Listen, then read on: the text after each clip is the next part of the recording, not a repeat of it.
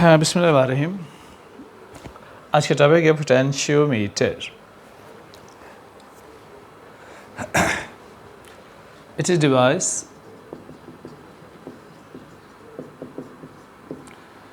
used to measure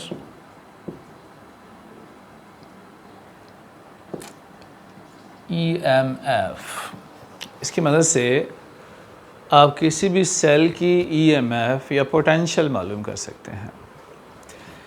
इसके अलावा it can measure, it can compare EMF of two cells. किसी भी दो सेल्स की EMF को कंपेयर करने के लिए भी हम क्या इस्तेमाल करते हैं? Potentiometer. It can measure as well as compare potential voltage. किसी भी सर्किट में आप अगर इस रेजिस्टेंस में वोल्टेज मालूम करना चाहते हैं कितनी है, तो वोल्ट मीटर अटैच करते हैं। वोल्ट मीटर पैरेलल अटैच किया जाता है। जिस रेजिस्टेंस, जिस सर्किट से आप वोल्टेज मालूम करना हो, उसके पैरेलल हम क्या लगा देते हैं? वोल्ट मीटर, जो क्या बताएगा? इन दोनों पॉइंट्स के दरमियान पोटेंशियल का फ़र्क बताएगा कितना है। राइट? करंट ऐसे फ्लो कर रहा है। अब एक एक्यूरेट वोल्ट मीटर वो होता है कि जिसमें करंट पास ना करे, वो करंट को ड्रा ना करे, ताकि सारे का सारा करंट इसी में से पास करे और जितना इसका पोटेंशियल बने वोल्ट मीटर मेजर कर ले। ये तभी पॉसिबल है जब वोल्ट मीटर की रेजिस्टेंस क्या हो? इन्फिनिटी। तो एक आइडियल वोल्ट मीटर वो होता है जिसकी रेजिस्टेंस इन्फिनिटी हो, ताकि करंट इस रास्ते से फ्लो ना करे, सारा करंट सर्किट में जाए और वोल्ट मीटर किसी भी दो पॉइंट्स के दरमियान पोटेंशियल मेजर कर ले। कुछ और इंस्ट्रूमेंट जिनमें ऑसिलोस्कोप है या डिजिटल वोल्ट मीटर है, कैथोड रे ऑसिलोस्कोप है, ये भी पोटेंशियल मेजर करते हैं, मगर ये खासे कॉस्टली हैं, महंगे हैं। तो एक सस्ता तरीका है पोटेंशियोमीटर का पोटेंशियल मालूम करने का। ये भी करंट ड्रा नहीं करते, इनमें भी करंट फ्लो नहीं करता, ये भी एक्यूरेट मेजरमेंट करते हैं, मगर इनकी कॉस्ट ज़्यादा है, महंगे हैं। तो हम एक सस्ता सा इंस्ट्रूमेंट बनाते हैं जो वोल्टेज की मेजरमेंट करेगा, उसे पोटेंशियोमीटर कहते हैं।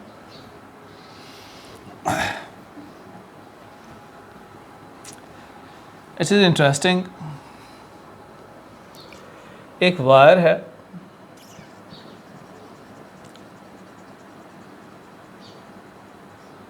ए से लेकर बी तक, जिसकी रेजिस्टेंस आर के बराबर है।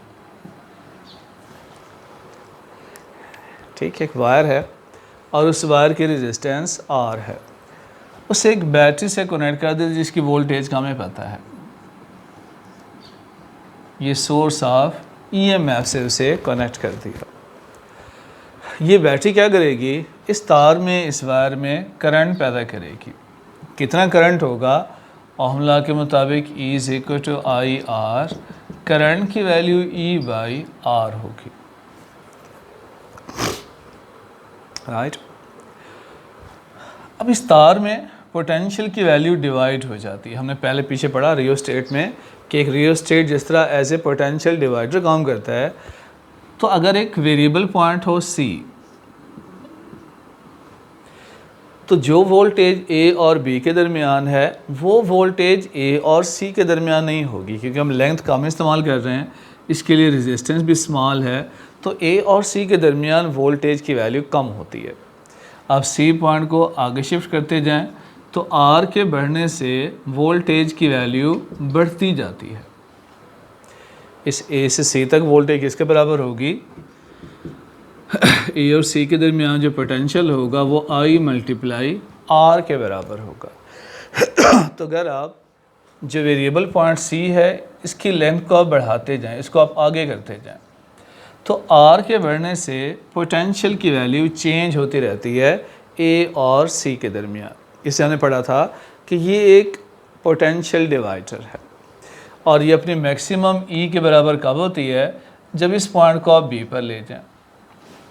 तो जब सी पॉइंट बी पे चला जाएगा तब जो वोल्टेज ए और बी के दरमियान है वही ए और सी के दरमियान है। इसे हमने पोटेंशियल डिवाइडर के तौर पे पढ़ा था। फर्ज करें इस तार की टोटल रेजिस्टेंस आर है और जो सी पॉइंट है ए से सी तक रेजिस्टेंस क्या है, स्मॉल आर। तो ए से लेकर सी तक वोल्टेज की वैल्यू क्या होगी, ए से सी तक जो वोल्टेज को वी कहते हैं, टोटल वोल्टेज ई है, तो फार्मूला आई मल्टीप्लाई आर का होगा।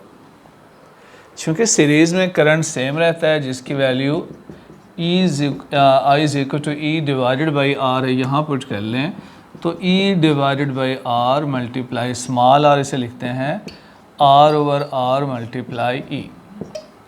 तो ये असूल याद रखें, आगे हम इस्तेमाल करेंगे। जिस पोर्शन की आप वोल्टेज चेक कर रहे हैं, इस पोर्शन की वोल्टेज मालूम करने का असूल ये है कि इस पोर्शन की जितनी रेजिस्टेंस है small R divided by total series resistance capital R multiply total voltage, ये इस पोर्शन की वोल्टेज होती है। ए से सी तक जो पोटेंशियल होगा, जो वोल्टेज होगी, उसे हम इस फार्मूले से मालूम करते हैं। मज़ीद इसको सिंप्लीफाई करना चाहें तो ए से बी तक जो तार की लेंथ है वो कैपिटल एल है और जो ए से सी तक रेजिस्टेंस स्मॉल आर है, इसकी लेंथ भी स्मॉल एल है। चूँकि रेजिस्टेंस डायरेक्टली होती है लेंथ के, तो जो रेजिस्टेंस की रेशियो होती है आर डिवाइडेड बाई आर, ये बराबर होती है लेंथ की रेशियो के। तो आप रेजिस्टेंस को रिप्लेस कर सकते हैं लेंथ से, तो पोटेंशियल का फार्मूला ये भी बन सकता है small L divided by capital L multiply total voltage. तो याद रखिए, तार के इस पोर्शन में इस बैटरी की वजह से जितना पोटेंशियल है वो इस फार्मूले से मालूम किया जा सकता है, small L divided by total length multiply total potential. अब हमने क्या करना है, हमने किसी सेल की ईएमएफ को मालूम करना है।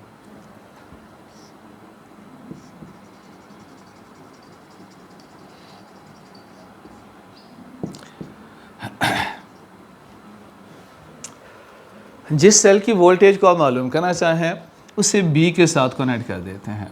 ये वो सेल है जिसकी पोटेंशियल मैं मालूम करना चाहता हूँ, उसको गैल्वानोमीटर से कनेक्ट किया और ये जॉकी है। जॉकी जो पॉइंट स्लाइड कर सके उसे हम जॉकी कहते हैं।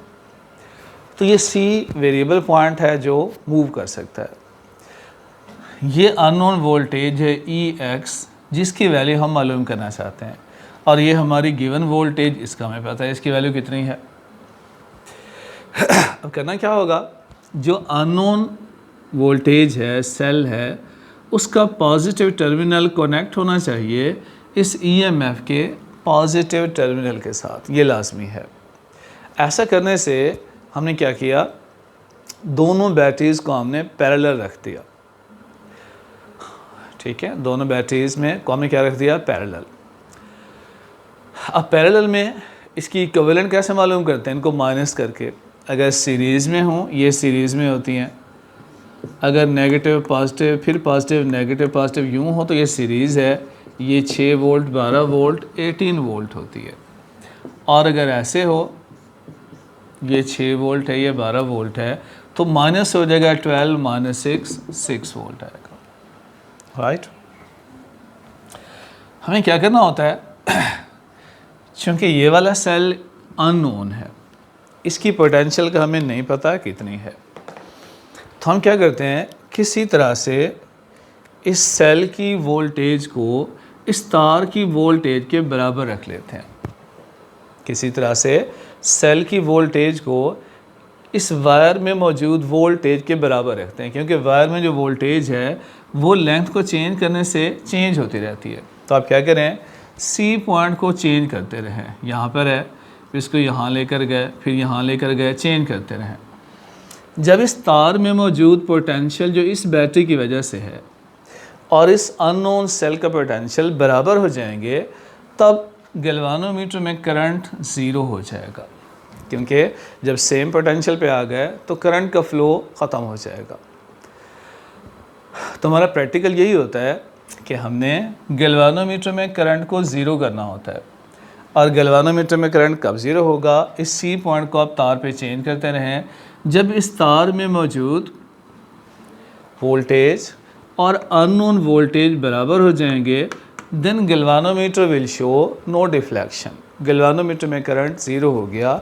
फ़र्ज़ करें ये रेजिस्टेंस R है, टोटल रेजिस्टेंस कैपिटल R है, इसकी लेंथ L के बराबर है और ये स्मॉल लेंथ स्मॉल l है। तो फ़र्ज़ करें इस स्मॉल लेंथ पर गैल्वानोमीटर में करंट क्या हुआ, ज़ीरो। तो इस तार की वोल्टेज मालूम करने का असूल है हमारे पास किसके इक्वल है, small l divided by total l multiply total voltage. तो ये इस पोर्शन की वोल्टेज है जिसे हम किसके बराबर प्रूव कर चुके, अननोन। तो यही अननोन की वोल्टेज भी होगी।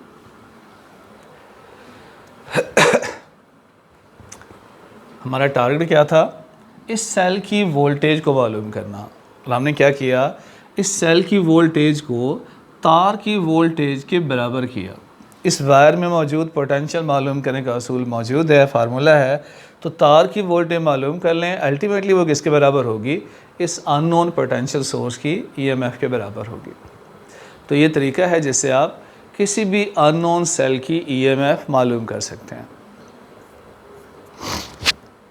अब कंपेयर कैसे करेंगे, उसका भी यही तरीका है। पहले आपने एक बैटरी रखी जिसकी ईएमएफ फ़र्ज़ करें E1 के बराबर है। पहले मैंने एक सेल कनेक्ट किया जिसका ईएमएफ E1 के बराबर है और उसका नल पॉइंट मालूम किया। नल पॉइंट क्या होता है, आप C को स्लाइड करते रहें, जहाँ गैल्वानोमीटर में करंट ज़ीरो हो जाए वो नल पॉइंट होगा। तो पहले आप पहले सेल का नल पॉइंट मालूम करें, फ़र्ज़ करें वो L1 लेंथ पे आया, तो E1 की वैल्यू क्या बन जाएगी, E1 की वैल्यू होगी L1 by L multiply E। अब इस सेल को हटाकर दूसरा सेल लगा दें जिसकी EMF E2 है और दोबारा आप नल पॉइंट मालूम करें। फ़र्ज़ करें ये किसी और लेंथ L2 पे जाके इसका, ये इस पॉइंट पर L2 लेंथ पे नल पॉइंट आया, तो E2 की वैल्यू भी मालूम कर सकते हैं, L2 divided by L multiply E। हमें रेशो मालूम करनी है, हमें कंपेयर करना है उन दोनों सेल में E1 और E2 में कौन सा सेल बड़ा है। मेजर नहीं करना, कंपेयर करना था, तो इनकी रेशो मालूम कर लें। जब रेशो मालूम करेंगे दोनों को डिवाइड कर लें, ऊपर सिर्फ L1 बच गया, नीचे सिर्फ L2, बाकी E और L दोनों में कैंसिल हो जाएंगे। तो गया कंपैरिजन का ये असूल है। अब उन्हें वैल्यू मेजर नहीं करनी, जस्ट कंपेयर करना है इन दोनों सेल में कौन सा बड़ा है। जिसकी लेंथ बड़ी होगी वो सेल बड़ा होगा। अगर नल पॉइंट L1 ज़्यादा है तो E1 बैटरी बड़ी है। अगर नल पॉइंट सेकंड बैटरी का बड़ा था, लेंथ L2 ज़्यादा है, तो दूसरा सेल बड़ा है। तो यूँ लेंथ को जस्ट टेस्ट करके हम ये फैसला कर सकते हैं कि इन दोनों सेल में कौन सा सेल बड़ा है। So that can also be used to compare EMF of two cell. Interesting है, कोई प्रॉब्लम हो तो बताइएगा। Thank you.